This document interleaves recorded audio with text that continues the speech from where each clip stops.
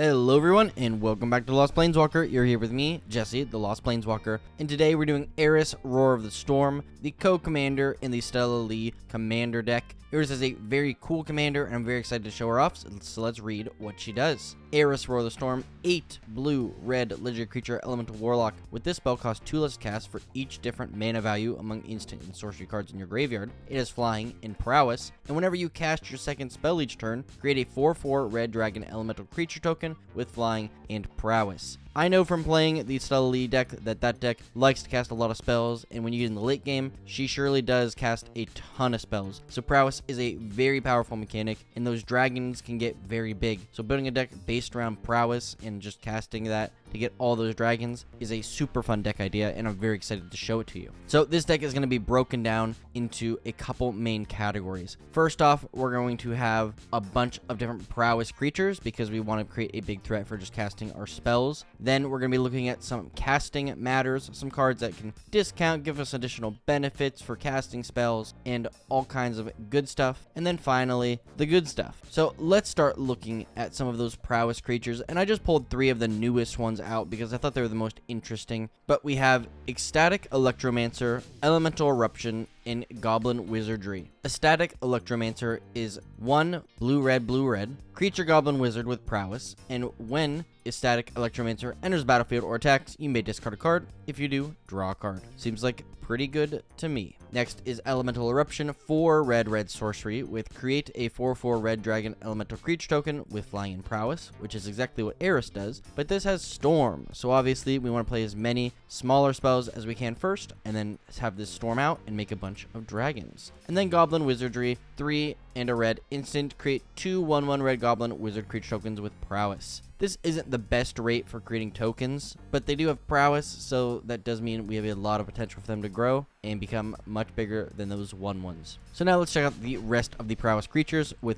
Bedlam Reveler, Bloodwater Entity, Dwarven Forge Chanter, Disciple of the Inferno, Jaya Fiery Negator, Lilla Undefeated Slickshot, Monastery Swiftspear, Nimbus of the Frost, Shrek River Drowser, Storm Chaser Mage, and Wing Commando. So now let's look at that second category that's all about casting spells, and this one is going to be the main part of our deck here. We want to get as much benefit from casting spells other than prowess as possible. So let's start by looking at some big payoff stuff. Things that if we can do it, we can just get a ton of great value from it. So first off, we have Arcane Bombardment, Mizzix's Mastery, and Thousand Year Storm. Arcane Bombardment is 4 red enchantment. Whenever you cast your first instant or sorcery each turn, exile an instant or sorcery card at random from your graveyard. Then copy that card. For each card exiled with Arcane Bombardment, you may cast any number of those copies without paying their mana cost. First off, this is a great card because it can take all of your good spells you already cast, and you get to cast them again and again. This works particularly well if you have a lot of instants that you can cast at instant speed, because you can do this on your opponent's turn, casting those spells more and more, putting more things under it and casting more spells, resulting in,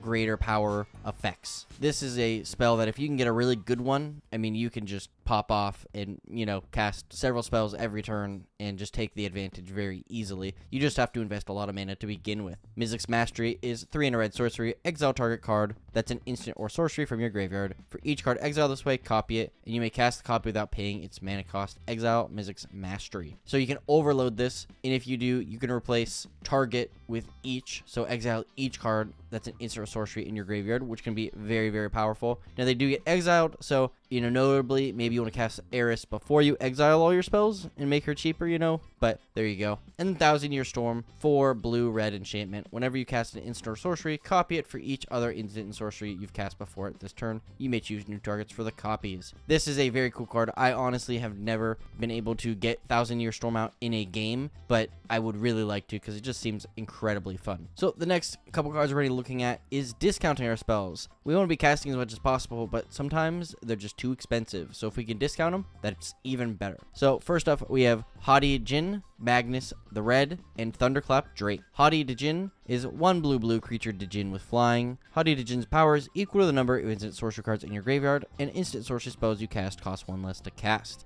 This is great. He's got flying, which is great evasion. He just gets bigger the more spells we cast, and he helps us cast them. Magnus the Red is 3 red legendary creature Demon Primarch with flying. Unearthly power. Instant sorcery spells you cast cost 1 less cast for each creature token you control. Then Blade of Magnus Whenever Magnus the Red deals combat damage to a player, create a 3/3 red spawn creature token. Notably, we have a bunch of other cards in here that create tokens, so we can get some additional benefits, not from just the 3/3s, but from other things as well. But this makes tokens, and you can just highly discount your spells, which is incredible. And then Thunderclap Drake, 1 in a blue creature Drake with flying, instant and sorcery spells you cast, cost 1 less to cast, then 2 in a blue, sack this. When you cast your next instant or sorcery spell this turn, copy it for each time you've cast your commander from the command zone this game. So I'd also like to show off some other kind of brand new cards from the last couple sets. And from this one, we have Karam, Violent Cacophony, Lock and Load, and Melik, Reforged Researcher. Karam, Violent Cacophony is 2 blue, red, legendary creature, zombie horror with flying. Whenever you cast your second spell each turn, put a +1/+1 counter on it and draw a card. Hey, we want to get additional benefits for casting more spells. This is a great way to do it. Lock and Load is 2 in a blue sorcery, draw a card, then draw a card for each other instant or sorcery spell you've cast this turn. And we could plot it for 3 in a blue. So if we can plot this away, then just cast a bunch of stuff and cast it for free. The next turn, we can maybe draw a bunch of cards. And Melik, Reforged Researcher is 3 blue, red, legendary creature, Weird Detective. Melik the Reforged power and toughness are equal to twice the number of instant sorcery cards in the graveyard. And the first instant sorcery you cast this turn costs 3 less to cast.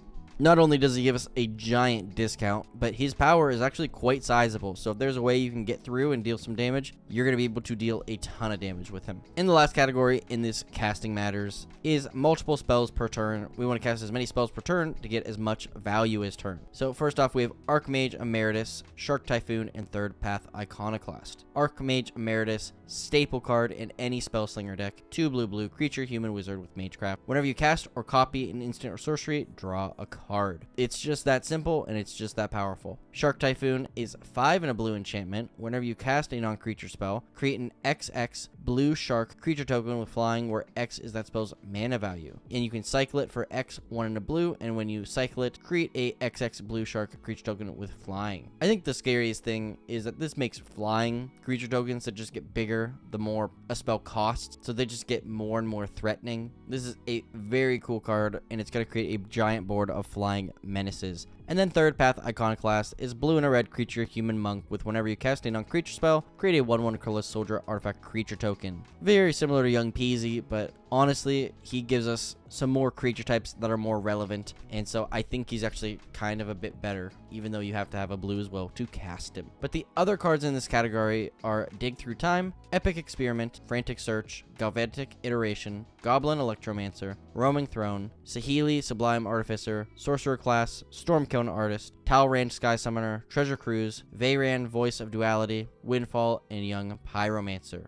And lastly, I want to talk about the good stuff, but I just want to say if you aren't subscribed to my channel, please consider doing so. It would mean the world to me, and I would super appreciate anything you guys would do to help. Share this, leave a like, subscribe. So, those 3 cards I have in this good stuff category are Imposing Grandeur, Jessica's Will, and Prismari Command. I'm going to be honest, the good stuff category was kind of pretty generic this time. You have a lot of spells, you just need to add in these decks, but I thought a couple of these were pretty cool. Imposing Grandeur is 4 in a red sorcery. Each player may discard their hand and draw cards equal to the greatest mana value of a commander they own on the battlefield or in the command zone. Yeah, Eris is a 10-drop. Technically, she gets discounted, but for 5 mana, you can end up, wheeling and drawing 10 cards instead, which seems like a pretty cool effect. Jessica's Will is 2 in a red sorcery. Choose one if you control your commander. As you cast a spell, you may choose both. You can add a red mana for each card in target opponent's hand, or exile the top 3 cards of your library, and you may play them this turn. And then Prismari Command is 1 blue, red, instant, choose 2. Prismari Command deals 2 damage to any target. Target player draws 2 cards, and then discards 2 cards. Target player creates a treasure token, or destroy target artifact. And now let's read through the rest of those good stuff cards with an offer you can't refuse: Arcane Denial, Arcane Signet, Big Score, Blasphemous Act, Brainstorm, Chaos Warp, Consider, Counterspell, Decanter of Endless Water, Expressive Iteration, Faithless Looting, Opt, Ponder, Pognify, Preordain, Soul Ring, Thought Vessel, Thrill of Possibilities, and Vandal Blast. And with that, I'd like to say thank you so much for watching. I hope you enjoyed Eris here. I think she is a very cool commander. I think that if you have this precon, swap her out, try it out. You might be surprised how big those dragons get on later game turns when you're casting 3 or 4 spells a turn, and those 4/4s turn into 10/10s, and you have, multiple of them because you're casting spells on your opponent's turns as well. It can just be very, very fun. So thank you so much for watching. Let me know what other cards you would consider adding in this deck. Was there a whole nother strategy you would build into Eris here? I just thought Prowess was obvious, but also some spell casting matter stuff as well. But if you would consider leaving a like, sharing this video with a friend, and subscribing, that would be amazing. So thank you, thank you, thank you. Today's Scryfall card of the day is Aerial Canavan. Successful delivery is not guaranteed. Thank you so much for watching, and as always, I'll see you later, Planeswalkers.